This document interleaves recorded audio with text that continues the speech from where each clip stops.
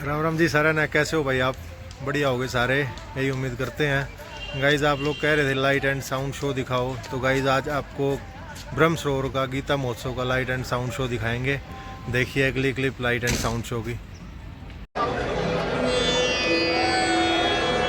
ये है कुरुक्षेत्र, वो पावन भूमि जिसे धर्म क्षेत्र कहा गया, जिसे महाभारत के युद्ध के लिए चुना गया। आज दो खीमों में बटी कुरु वंश की संतानें युद्ध करने को आतुर आगे बढ़ रही है। कुरुक्षेत्र का नाम भारत वंश के जिस राजा कुरु पर रखा गया, उसी राजा कुरु के वंशज पांडव और कौरव इतने वर्षों से क्या इसी निर्णायक युद्ध की ओर चले आ रहे थे। सरस्वती और त्रिशदवती नदियों के बीच बसी ये भूमि, जहां ब्रह्मा जी ने विष्णु जी की नाभि से जन्म लिया, ये भूमि जो स्वाभाविक मोक्षदायी है, इसी कुरुक्षेत्र में ज्ञान भाइयों के बीच एक कुरुनाशक युद्ध होगा, अवश्य होगा। पर वो युद्ध एक कुरु में नहीं, बल्कि न्याय और अन्याय में होगा, सही और गलत में होगा, अच्छाई और बुराई में होगा। कौरवों के युवराज दुर्योधन ने जीवन भर अपने चचेरे भाई पांडवों के कौशल और कीर्ति से ईर्ष्या की। दुर्योधन ने पांडवों को लाक्षागृह में जीवित जला देने की कोशिश की, उन्हें छल से चौपड़ में हराकर भरी सभा में उनका घोर अपमान किया और उन्हें देश निकाला दिलवाया। और जब पांडव सारी शर्तें पूरी करके लौटे, तो भी उनका राज्य वापस देने से साफ इनकार कर दिया। आज दुर्योधन के पापों का उत्तर देने का समय आ गया है। पांडवों की जीत का भार उस अति महारथी अर्जुन के कंधों पर है, जिसे स्वयं उसके सखा श्री कृष्ण सारथी बनकर रणभूमि के बीच लाए हैं। किंतु ये क्या, अर्जुन ने अपने आगे सागर से उमड़ती कौरव सेना को देखा। उसने देखे पितामह भीष्म, जिन्होंने उसे कभी भी पिता की कमी नहीं खलने दी। उसने देखे गुरु द्रोणाचार्य, जिन्होंने उसे विश्व का महानतम धनुर्धारी बनाया। उसने आर्द्र हृदय से कृष्ण से कहा, मैं ये युद्ध कैसे लड़ सकता हूं केशव? अपने प्रियजनों को मारकर मुझे क्या विजय प्राप्त होगी? भीष्म और द्रोण के रक्त से रंजित राज्य हमारा क्या मंगल करेगा? मैं ये युद्ध नहीं लड़ूंगा। और ये कहकर अर्जुन ने अपना महान गांडीव धनुष फेंक दिया।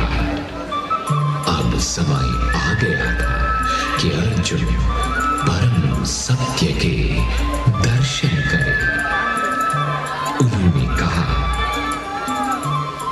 पार्थ, तुम्हारी बातें ज्ञान के बोल लगते तो हैं, पर सत्य कुछ और है। सत्य ये है कि तुम, मैं, ये राजा, ये योद्धा इससे पहले भी थे और इसके बाद भी रहेंगे। हम ये शरीर नहीं, हम तो आत्मा है। न जायते म्रियते वा कदाचित् न्यायं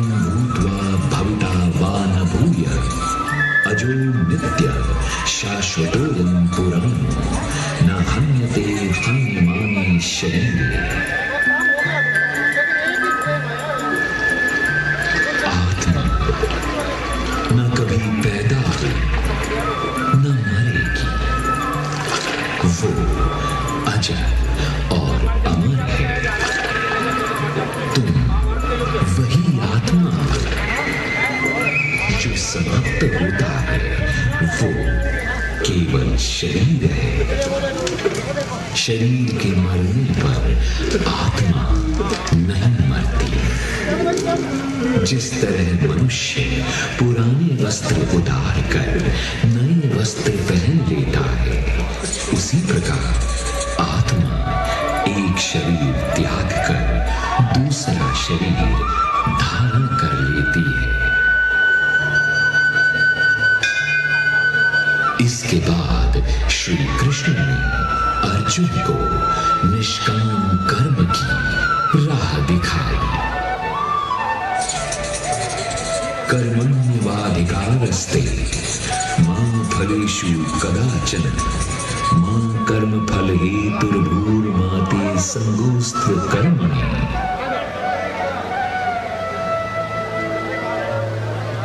तुम्हें केवल कर्म करने का अधिकार है।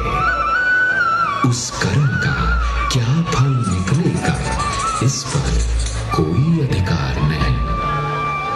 तुम कर्म को किसी फल की इच्छा से न करो और न ही अपना उचित कर्म करने से मुंह मोड़ो। जो व्यक्ति जीवन और कर्म के ये सत्य समझ जाते हैं, वे सुख दुख के उतार चढ़ाव से मुक्त हो जाते हैं। उनकी बुद्धि परिस्थितियों के हिसाब से नहीं बदलती। ऐसे व्यक्ति को कामना भी नहीं, कामना पूर्ण न होने का क्रोध भी नहीं, और कामना से प्राप्त वस्तु छिन जाने का भय भी नहीं। यही ज्ञान का मार्ग है। अब अर्जुन सोच में पड़ गए। अगर ज्ञान मार्ग इतना श्रेष्ठ है, तो कृष्ण उसे युद्ध जैसे भयंकर कर्म के लिए क्यों प्रेरित कर रहे हैं? पर सत्य तो ये है कि ऐसा सोचना अर्जुन का भ्रम है। कर्म बिना तो जीवन ही संभव नहीं। श्री कृष्ण ने समझाया कि कर्म क्या है ये महत्वपूर्ण नहीं, पर कर्म किस भाव से किया जा रहा है यही महत्वपूर्ण है। अगर कोई तप या दान भी करे तो वो भी तभी सात्विक माना जाएगा जब उसे बिना अहंकार और बिना फल की कामना के किया जाए। श्री कृष्ण ने समझाया, कामना और क्रोध यही तुम्हारे सबसे बड़े शत्रु हैं। जिस प्रकार धूल शीशे को धुंधला कर देती है और धुआं दिए की लौ को छुपा देता है, उसी प्रकार कामना और क्रोध तुम्हारे ज्ञान को ढक देते हैं। जो भी कर्म करो उसे काम, लोभ और क्रोध के वश में कभी मत करो। इसके बाद श्री कृष्ण ने जो बात कही उसे सुनकर अर्जुन चौंक गए। श्री कृष्ण ने कहा कि यही ज्ञान उन्होंने विवस्वत को भी दिया था, पर विवस्वत तो श्री कृष्ण के जीवन काल से बहुत पहले थे। कृष्ण उन्हें ज्ञान कैसे दे सकते थे? और अर्जुन की इस जिज्ञासा से खुला एक और दिव्य रहस्य। यदा यदा ही धर्मस्य ग्लानिर्भवति भारत अभ्युत्थानं धर्मस्य तदात्मानं सृजाम्यहम् परित्राणाय साधूनां विनाशायश्च दुष्कृतां धर्म संस्थापनार्थाय संभवामि युगे युगे। अब श्री कृष्ण ने अर्जुन को अपने ईश्वरीय सत्य का परिचय दिया। मैं अजन्मा, अविनाशी, सारे प्राणियों का ईश्वर हूं। जब जब धर्म की हानि और अधर्म की बढ़ोतरी होती है, मैं प्रकट होता हूं। मैं भक्तों की रक्षा करने, अधर्मियों का नाश करने, धर्म की स्थापना करने युग युग में प्रकट हुआ हूं। जो मेरे इस सत्य पर ध्यान लगाता है, वो मोह, माया और क्रोध त्याग कर मुझ में शरण लेता है। मैं ही पृथ्वी, जल, वायु, आकाश और अग्नि हूं। मैं ही संपूर्ण जगत की उत्पत्ति और उसका अंत हूं। जैसे मणियां धागे में पिरोई जाती है, वैसे ही सारा संसार मुझ में गुथा हुआ है। मुझे इस तरह जान, मेरी भक्ति में अपने सारे कर्म करो। परिणाम की चिंता छोड़कर कर्म मुझे अर्पण कर दो। अब अर्जुन की जिज्ञासा का ठिकाना न रहा। उसके वर्षों पुराने सखा और मार्गदर्शक ये क्या कह रहे हैं कि वे स्वयं ईश्वर हैं? क्या अर्जुन अपने सखा के इस सत्य को प्रत्यक्ष देख सकता है? तब श्री कृष्ण ने अर्जुन को दिव्य दृष्टि प्रदान की और उसे विश्वरूप दर्शन दिया।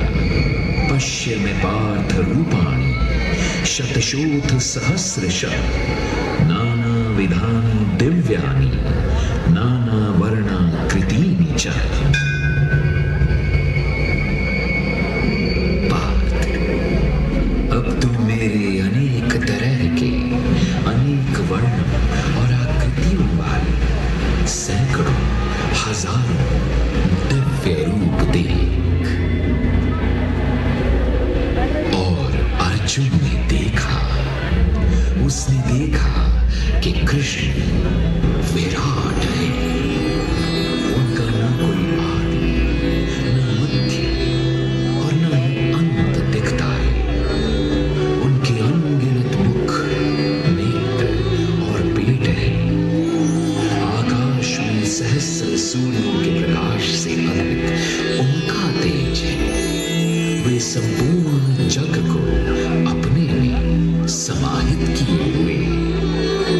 भीष्म और द्रोण जैसे योद्धा, जिनको मारने की चिंता अर्जुन को निष्क्रिय बना रही थी, वे सब इस परम ईश्वर के मुंह में खींचे जा रहे। दिव्य ध्वनि गूंजी, सब लोगों का विनाश हूं। अर्जुन, तुम मारने वाले हो ही नहीं। ये सब योद्धा तुम्हारे युद्ध न करने से भी जीवित नहीं रहेंगे।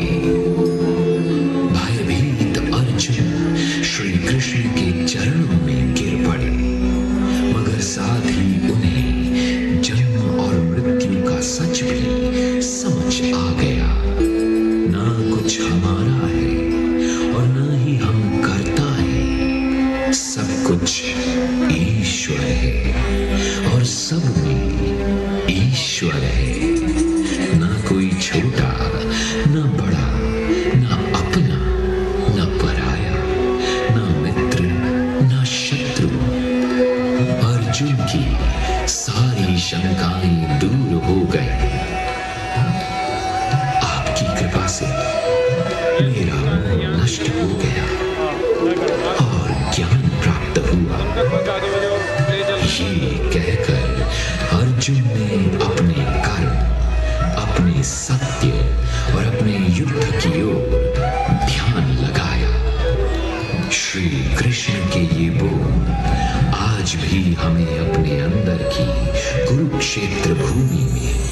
जहां अज्ञान, मोह और भय की लड़ाई प्रतिदिन चल रही है, जीत की राह दिखाते हैं। ये हमारा सौभाग्य है कि आज हम भगवद गीता के ये वचन उसी धर्म क्षेत्र और कर्म क्षेत्र में सुन पाए जहां ये पहली बार कहे गए थे। इसके बाद अर्जुन ने युद्ध की बागडोर वैसे ही संभाली जैसे सबको आशा थी। श्री कृष्ण और अर्जुन ने धर्म और कर्म का साक्षात रूप ले लिया और एक एक कौरव योद्धा को हराकर अधर्म का नाश किया।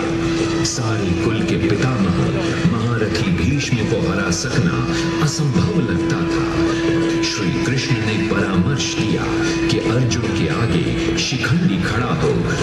भीष्म ने शिखंडी को देखकर हथियार रख दिए और अर्जुन ने उन्हें बाणों से छलनी कर दिया। जब 7 कौरव योद्धाओं ने मिलकर चक्रव्यूह में अकेले बालक अभिमन्यु को घेर लिया और क्रूरता से मार डाला, तब उसके पिता अर्जुन ने दुष्ट जयद्रथ का वध किया।